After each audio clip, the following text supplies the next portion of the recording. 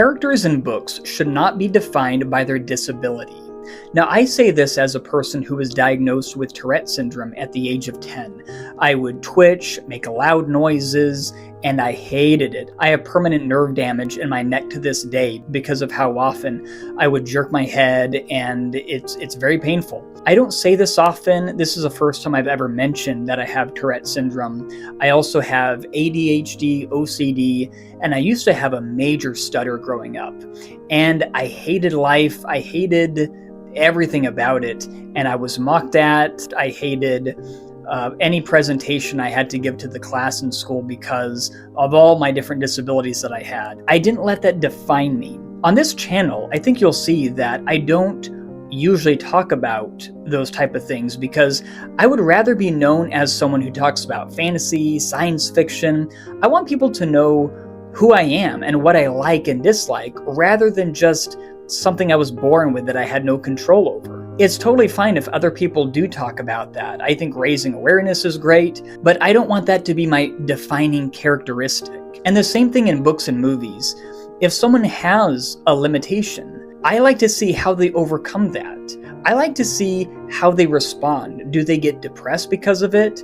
Do they press on because of it? Are they creative in how they overcome these type of obstacles? I also like it when someone's weakness becomes their strength. I think of one episode on Stargate Atlantis where the villain had this powerful pheromone that could hypnotize everyone he talks to. And the only person not affected by it was a man who had a terrible cold.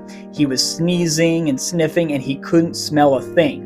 And because of his sickness, he wasn't controlled by the pheromones, and he ended up defeating the villain because the pheromones wouldn't affect him. And I love this type of a thing where your weakness becomes your strength.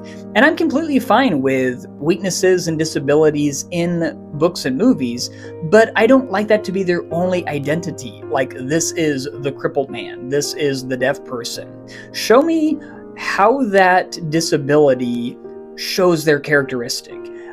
Show me the Myers-Briggs test or the Enneagrams. Like, what's their personality like? Are they ignoring it altogether? Are they in denial about their weakness? How do they respond to it?